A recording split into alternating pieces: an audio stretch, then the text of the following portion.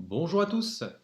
Étant donné qu'on est obligé d'enseigner à distance et pour être sûr Je que... ne vous oublie pas, non, jamais.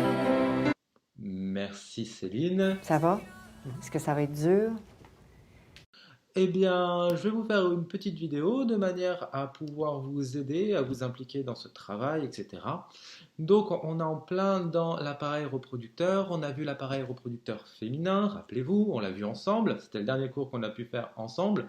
La semaine dernière, je vous ai donné un travail documentaire sur tout ce qui était procréation médicalement assistée et sur maîtriser sa reproduction en soi. On a vu la pilule, on a vu la pilule du lendemain également. On a également vu les techniques de PMA rapidement. En gros, toutes les techniques médicales qui existaient, soit pour favoriser la fertilité, soit pour l'empêcher, tout simplement. Et on a vu, normalement, ce que vous en avez compris, c'est que la plupart de ces méthodes tirent profit donc du contrôle hormonal de la reproduction. On s'est beaucoup intéressé donc au cycle menstruel, au cycle donc de fonctionnement de la femme. Le cours d'aujourd'hui, ça va être les hommes, bien sûr, le fonctionnement testiculaire de la puberté. Alors on va commencer par un petit rappel de tout ce que vous avez pu voir au collège, bien sûr, l'appareil reproducteur masculin lui-même. J'ai calé l'affaire, laissez-moi faire. Donc, avec son anatomie, ses organes, et il y a plein de choses à savoir dessus. Alors, je vais le faire très rapidement. Le principe même, c'est que ce sont les testicules qui fabriquent les spermatozoïdes. Donc les spermatozoïdes sont fabriqués au niveau des testicules. Une fois qu'ils sont fabriqués, ces spermatozoïdes vont passer dans l'épididyme.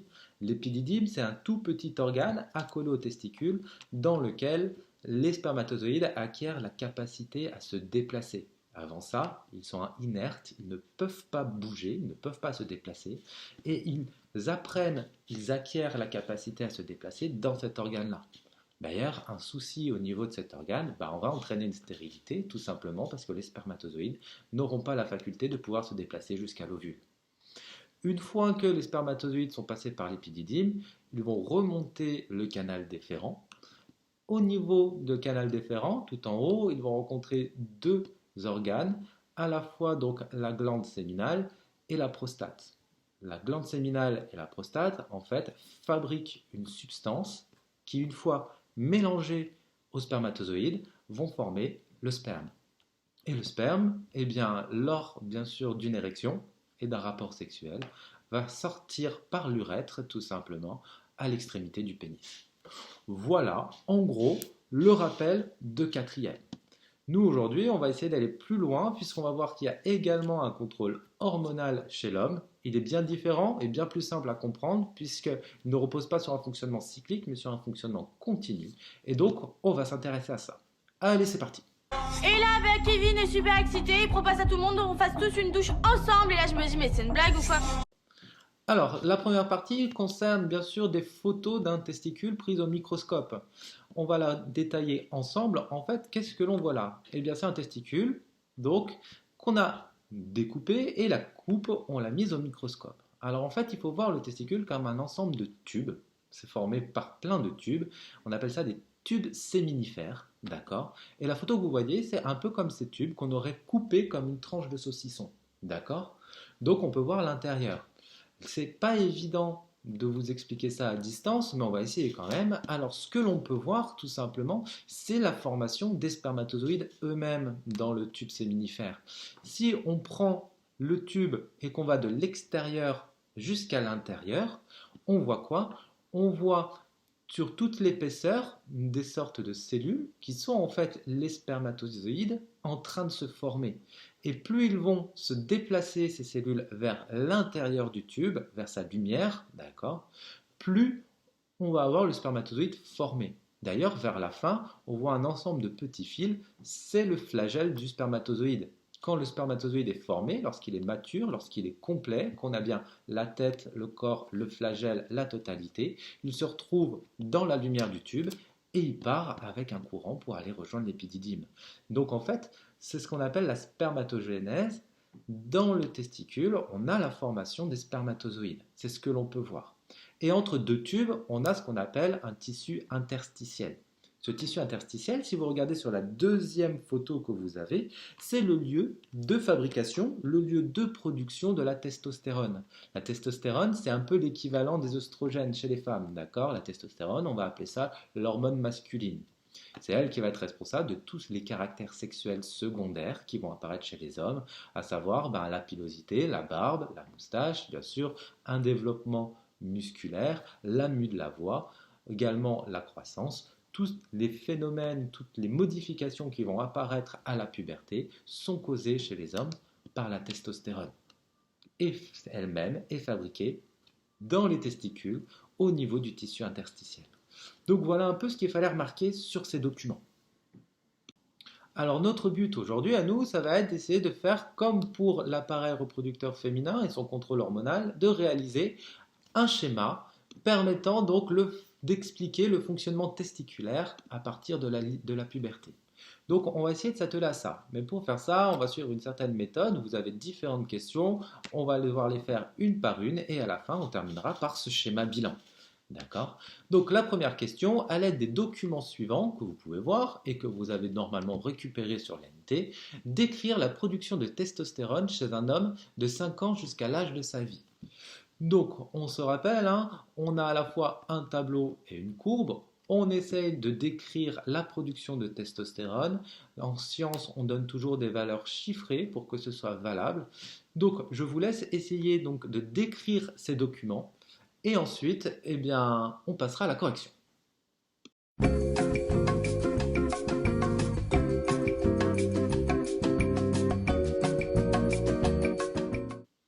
Alors, ce que l'on peut voir sur ce document, c'est que un enfant ne produit quasiment pas de testostérone. De 5 à 12 ans, on peut voir des traces. En effet, il n'y en a pas du tout.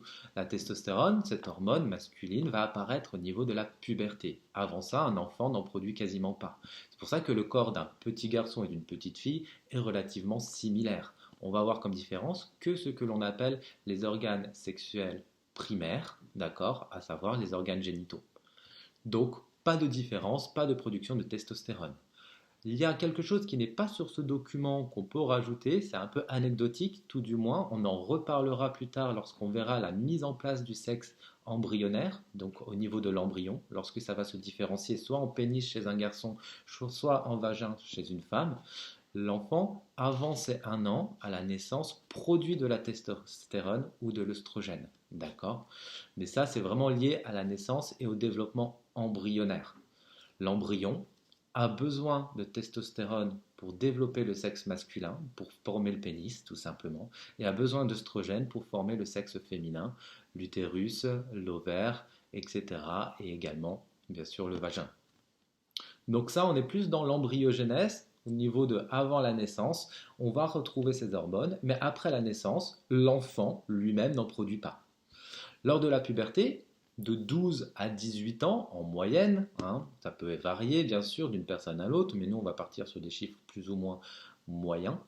Donc la quantité de testostérone produite par les testicules augmente. Elle va passer de 10 à 520 nanogrammes pour 100 millilitres de plasma en 6 ans. Essayez de donner des valeurs dans votre description. On attend des valeurs chiffrées. À chaque fois que vous aurez un tableau ou une courbe et qu'on vous demande de l'exploiter, on attend ça de vous. Une courbe, on s'en souvient, vous le savez depuis le collège, soit elle augmente, soit elle diminue, soit elle reste stable. On en rajoute bien sûr des valeurs chiffrées. C'est comme ça qu'on les décrit, d'accord? Ensuite, on peut continuer. Après la puberté, on peut remarquer en regardant la courbe que la production de testostérone va se stabiliser à un niveau relativement élevé.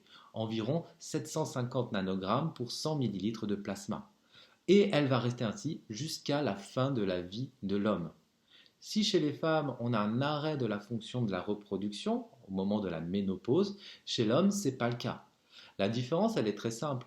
Chez les femmes, on a un stock d'ovules dans l'ovaire. La femme ne fabrique pas d'ovules, elle va en libérer un à chaque cycle. Donc quand est-ce qu'il n'y aura plus d'ovules à libérer? On arrivera à la ménopause.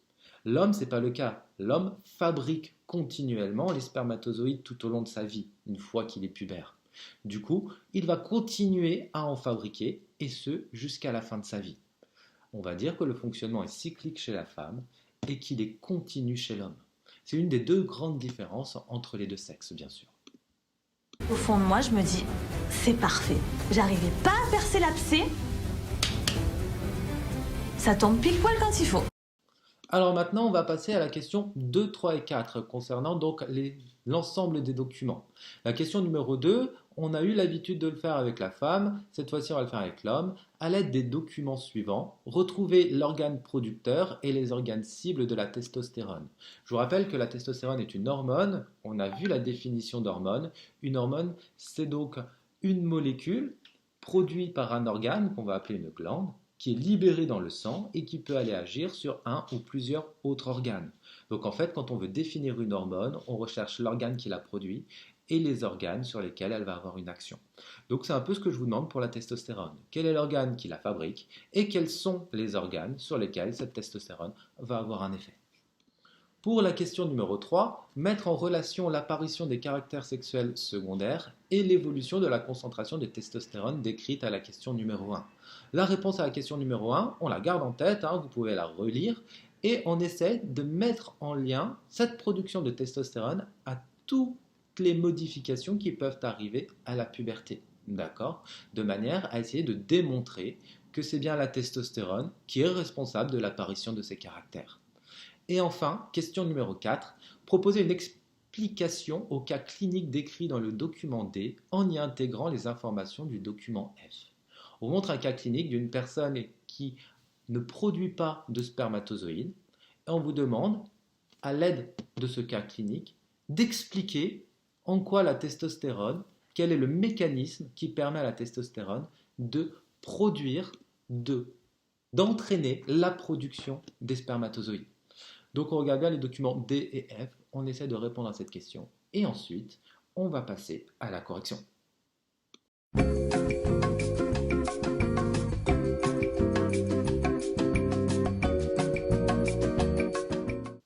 Alors, la réponse à la question numéro 2, eh bien, on l'a bien compris, ce sont les cellules du tissu interstitiel entre les tubes séminifères qui produisent la testostérone. Donc, l'organe qui produit la testostérone, c'est bien sûr les testicules. Les organes cibles sont lesquels ? Eh bien, ce sont tous les organes qui vont subir une modification, bien sûr, à la puberté. On va avoir les testicules eux-mêmes, puisqu'on peut voir qu'à la puberté, on a un développement des organes génitaux et les premières éjaculations, donc la première fabrication de spermatozoïdes.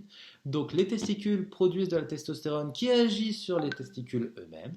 On va également avoir les cellules de peau qui vont avoir des récepteurs à la testostérone, puisqu'on va avoir le développement de la pilosité chez les hommes, et également les muscles.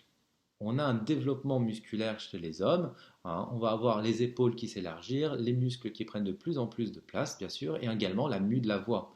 La voix, elle mue parce que les cordes vocales sont un muscle, et ce muscle-là se développe, et avoir des cordes vocales plus grandes, plus développées, entraîne une voix plus grave. Donc en définitive, la mue de la voix est aussi causée par un développement musculaire. Donc comme cible, on va avoir les testicules, bien sûr, les cellules de peau et les muscles. Alors, pour la question numéro 3, mettre en lien la production de testostérone avec l'apparition des caractères sexuels secondaires, eh bien, on peut voir que l'ensemble des caractères sexuels secondaires apparaissent grâce à la testostérone. Comment on le démontre ? Eh bien, c'est simple. Dès le début de la production de testostérone, donc autour des 12 ans, c'est ce que nous dit le tableau, on observe une accélération de l'apparition des caractères sexuels secondaires masculins. Là, dans le document E, on va se référer à l'âge moyen, puisqu'on sait que tout le monde est différent, mais les valeurs qui nous intéressent, c'est les valeurs moyennes. Et on peut voir, par exemple, qu'en moyenne, le développement des organes génitaux a lieu à 11 ans et demi, donc au moment où la testostérone commence à être produite. Et pour tous les caractères, on peut voir qu'à partir de 12 ans, l'ensemble des caractères sexuels secondaires, donc à partir du moment où la testostérone apparaît, vont se mettre à apparaître, d'accord ? Ils vont se développer. Donc, dès le début de la production de testostérone, on observe une accélération de l'apparition des caractères sexuels secondaires masculins.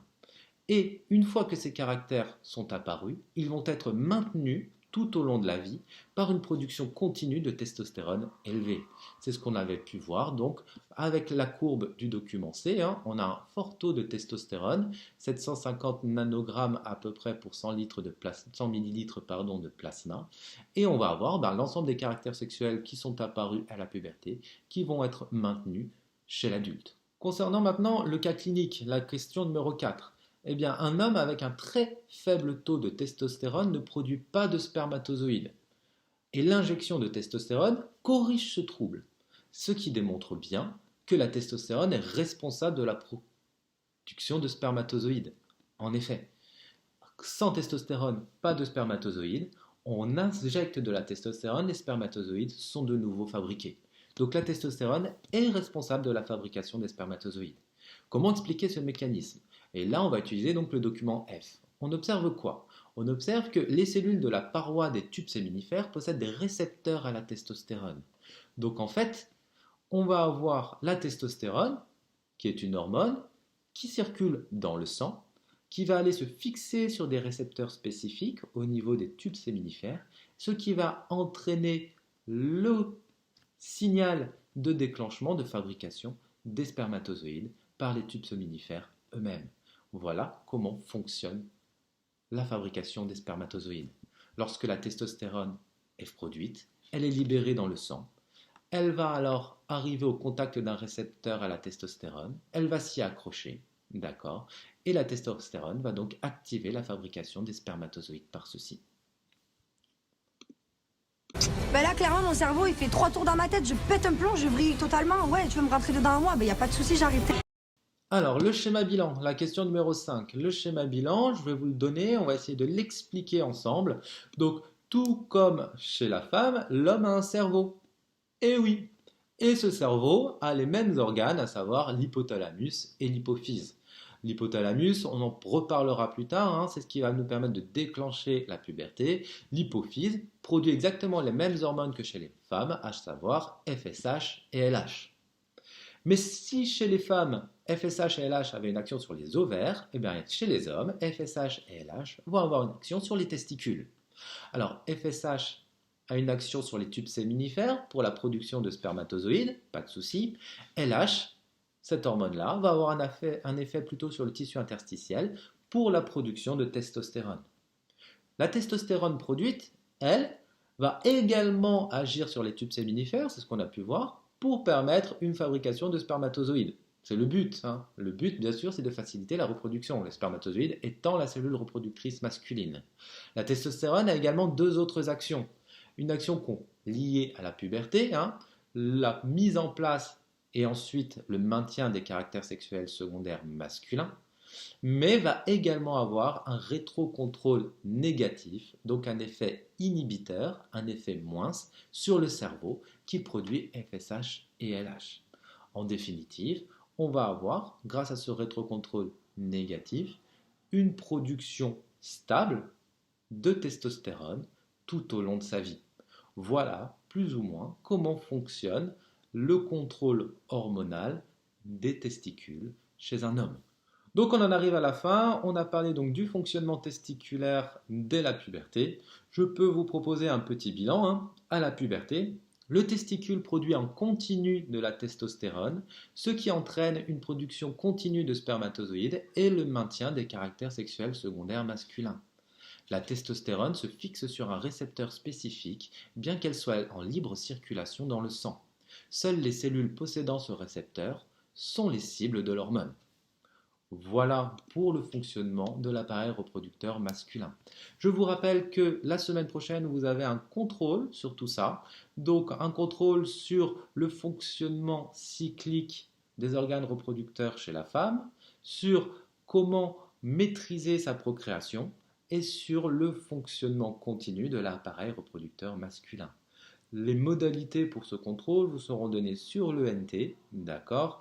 Donc pour me le rendre et pour pouvoir donc me le faire parvenir, je vous réfère à l'ENT où toutes les consignes vous seront données. Si vous avez des questions, n'hésitez pas à me les écrire, je suis disponible, il n'y a aucun souci. Allez, travaillez bien et bon courage!